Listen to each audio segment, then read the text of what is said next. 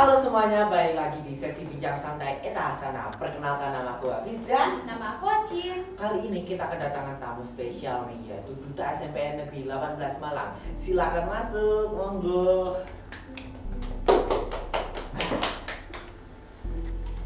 Oke, hai. Halo.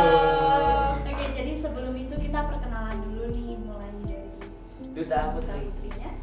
Halo teman-teman, perkenalkan nama saya Elfrida Febriola sebagai Duta Putri SMP Negeri 18 Malang tahun 2022. Selanjutnya, Oke, saya nih ya. Iya. Halo teman-teman, perkenalkan nama saya Firl Petra Kasaputra dan saya Duta Putra Eta Hasana tahun 2022. aku mau tanya nih sesuatu. Sebelumnya kalian saling kenal nggak sih? Atau baru aja nih kenalnya? Oke, aku dulu nih nggak apa-apa kan? Iya. Nggak apa-apa Iya, kan? boleh. Ah, awalnya kita kenalnya tuh cuma sebatas apa ya, teman sekolah aja, bukan yang sampai deket yang setiap hari bicara, enggak. Paling cuma kayak tahu kayak Febri itu yang mana sih? Yang itu. Oh, gitu. Mungkin kenal juga mungkin di sosmed ya, mungkin itu aja sih, sebatas itu. Kalau untuk bicara baru-baru ini aja pas selesai jadi juara jadi duta ini seringlah bicara. Oke, kalau dari aku sendiri sama kayak Fidel, jadi aku tuh sama Fidel sebenarnya emang kalau bisa dibilang nggak akrab ya. Cuman hanya tahu Fidel itu dari sosmed, mungkin dari real life juga pas sekolah aja, cuman best friend aja gitu. Oke, nah berikutnya nih, dari mana sih kalian tahu kalau sekolah itu bakal ngadain duta gitu? Dari Kak Fidel dulu. Oke. Awal tahu duta itu kan sebelum acara duta dimulai kan awalnya ada pengumuman ya, kalau nggak Iya. salah awal pengumuman dari guru lalu disampaikan ke Grup kelas. grup kelas. Nah itu awal tahunnya sih dari itu, dan perasaan awalnya tuh kayak gimana ya, kayak deg-degan gitu kan, tiba-tiba wah duta nih apa nih, Wah. nyoba nah gitu Iya. ya. Ya itu sih awal perasaan awal. Kalau dari kakak? Oke, kalau dari aku ngerti duta pun juga dari info dari ketua kelas yang dikirim melalui grup WA. Tapi kalau ditanya, kamu tahu nggak sih duta sekolah itu kayak gimana, kerjanya apa, duta sekolah itu apa? Sebenarnya saya sendiri sih nggak tahu, tapi saya lebih ketahu apa sih duta baca dan apa sih duta Indonesia.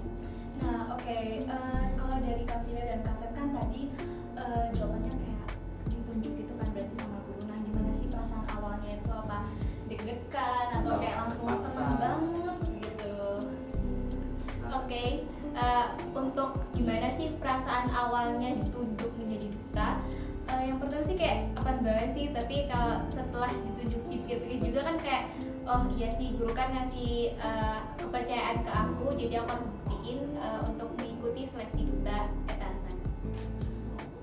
Kalau dari aku sendiri emang bener awalnya itu kan deg-degan ya, ibaratnya aduh aku kan dari duta itu kan lebih spesifiknya lebih terkenal kan public speakingnya harus bagus kan. Nah, awalnya tuh mikir gitu, aduh public speaking aku kan nggak bisa public speaking gitu kan, ibaratnya kalau di Jawa kan ada yang bilang nul putul, nggak bisa Ada skills. belum bener-bener nggak bisa sama sekali kan.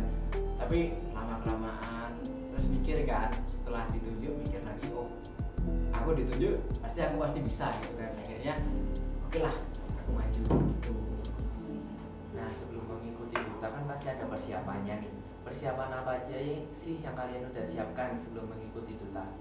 Oke, kalau dari aku sendiri, karena duta itu kan perlu percaya diri ya. Jadi yang pasti mental, fisik. Karena kenapa? Kita cuma nyiapin mental, fisik nggak bisa, fisik nggak kuat, sama aja bohong.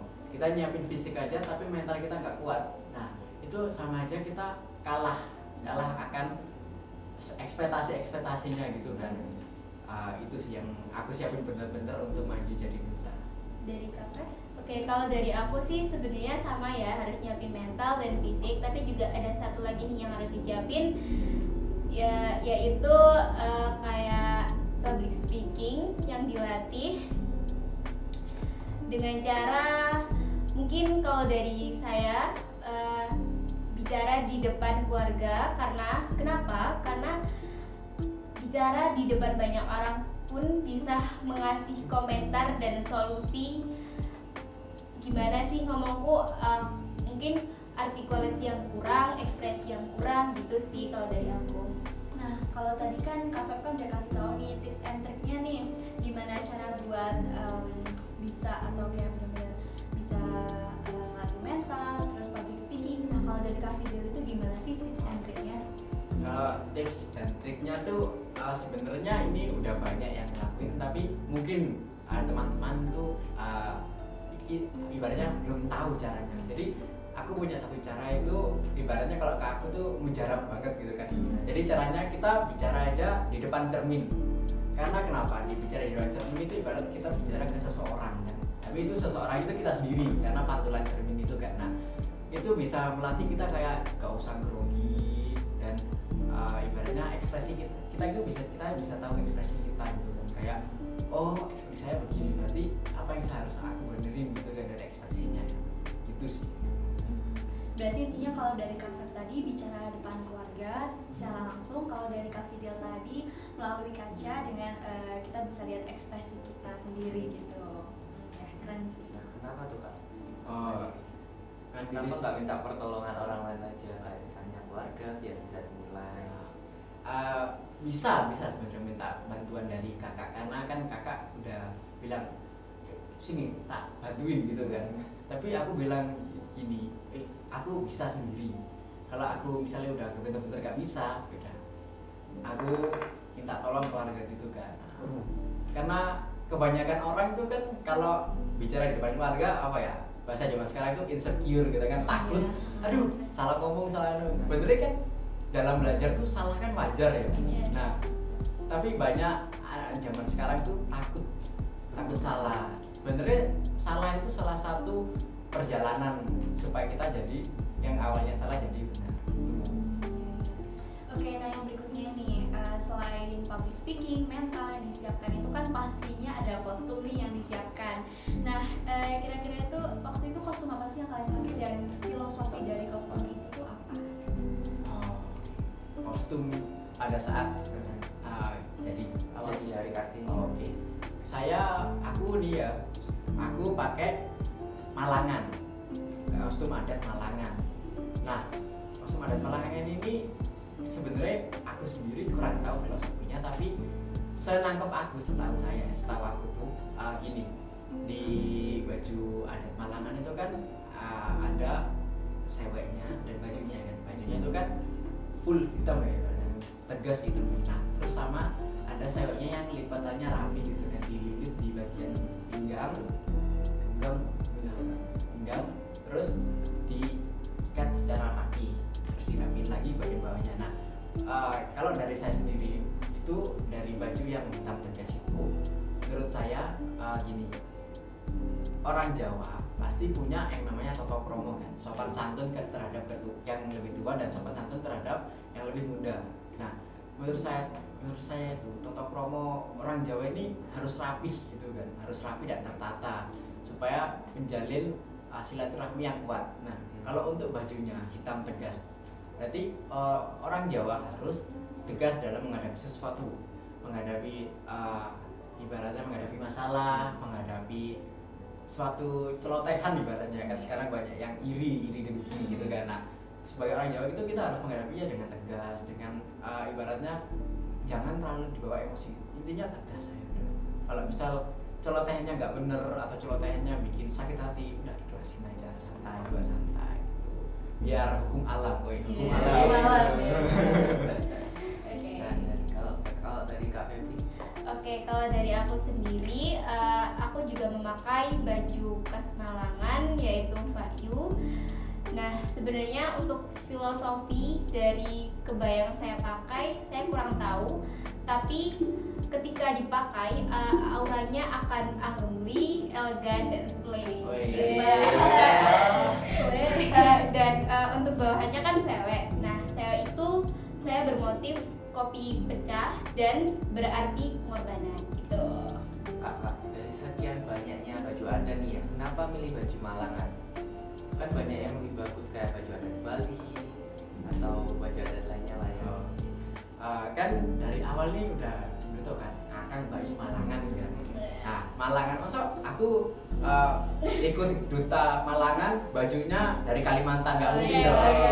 Masa duta Malangan pakai baju dari Papua, rumbai dong nantinya. Itu dari situ aja bisa gitu, jadi harus pakai baju adat apa gitu.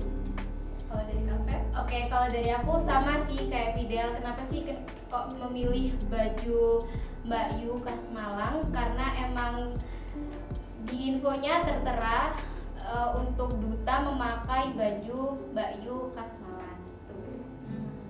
Ya. Oke, nah berikutnya nih, waktu kalian ikut duta gitu kan, itu tuh kira-kira public figure apa sih? Siapa sih yang memotivasi kalian untuk kayak semangat mengikuti duta ini? Kira-kira. Kamu jadi contoh lah istilahnya. Iya. Oke. Kalau dari aku sendiri ini udah terkenal ya, Iya. sang proklamator, Insinyur Soekarno. Nah, kenapa aku jadiin beliau ini sebagai public figure? Karena di footage zaman dahulu seperti di sidang BPU PKI itu kan ada satu footage di mana beliau pidato ya. Nah, menurut saya pidatonya itu tegas. Kenapa tegasnya? Beliau bisa menyusun kata-katanya itu tidak melalui kertas ataupun zaman dulu kan nggak ada HP ya, jadi mengandalkan otaknya beliau saja. Itu menurut saya kayak keren banget gitu loh, kok bisa. Nah karena dari itu akhirnya aku juga belajar untuk bisa menata kata-kata atau menata kalimat di otak itu. Kalau dari kafe? Oke, jadi untuk public figure yang Menginspirasi. yang menginspirasi aku sendiri sih mungkin nggak banyak yang tahu, namanya adalah Sally Anavita Rahmi. Jadi kenapa sih aku jadiin public figure? Karena emang public speakingnya yang bagus, dengan channel YouTube dengan segmen ada apa sih yang memberitahu kita. Jadi karena kan public speaking itu nggak hanya berani ngomong di depan, tapi juga menjadikan seseorang yang tidak tahu menjadi tahu, menjadikan orang yang bingung menjadi paham, dan menjadikan orang yang tidak punya prinsip menjadi mempunyai prinsip. Oh, keren-keren ya. Pesan apa aja nih yang kalian dapatkan setelah menjadi duta SNPN 18 Malang? Silakan dari Kak Febri dulu. Oke, jadi kesan yang aku rasa ini pas menang jadi duta Putri SMP Negeri 18 itu tentunya seneng banget dong dan bangga, juga nggak nyangka nih. Karena kenapa? Karena sainganku tuh juga berat-berat loh. Jadi gitu, jadi juga bangga tapi juga nggak nyangka. Kalau kalau dari aku tuh ya sama sih, nggak nyangka plus bangga juga. Kenapa? Nggak nyangkanya bener, lawan kita ibaratnya lawan kita itu berat-berat banget, public speakingnya juga bagus-bagus. Itu pas di awal itu kayak mikir, aduh bisa nggak ya, tapi pas penentuan ternyata bisa juara 1 lagi. Itu aku kayak bangga gitu kan. Wah, dari awalnya aku yang ibaratnya ya tadi tuh nol putur, nggak bisa apa-apa tentang public speaking, bisa jadi juara 1 gitu. Nah, selain kesan nih, pesan-pesan apa aja sih yang mau kalian sampaikan kepada teman-teman kita dari Kak Fidel? Oke, untuk pesannya sendiri, teman-teman jangan takut untuk mencoba suatu hal yang baru. Karena kenapa? Hal baru itu menyenangkan karena kita bisa mencoba ibaratnya eksperimen baru, mencoba pengalaman baru yang bahkan belum kita coba di sebelum-sebelumnya gitu. Dan itu sih yang dapat aku sampaikan ke teman-teman supaya lebih percaya diri, semangat. Oke, kalau dari Kak Fe? Oke, kalau dari aku sendiri sih pesan untuk teman-teman yaitu kerjasamanya untuk lebih banyak meraih prestasi di SMP Negeri 18, dan jangan ragu-ragu dan jangan takut. Kalau kamu punya prestasi, buktikan aja gitu. Jadi intinya kita harus berani mencoba sesuatu hal yang baru ya, dan juga percaya diri. Itu sangat penting untuk kesuksesan kita di masa depan. Aduh guys, nggak terasa banget nih, kita udah di penghujung acara. Kita mau ucapin terima kasih banget untuk duta sekolah Kak Feb dan Kak Fidel udah nge-share ilmu-ilmu, apalagi spesifiknya tentang duta sekolah ya. Oke, sekalian jangan lupa untuk tetap jaga protokol kesehatan dan jangan lupa untuk like, comment, share, dan subscribe. Dan ya, segini dulu ya. Bye bye.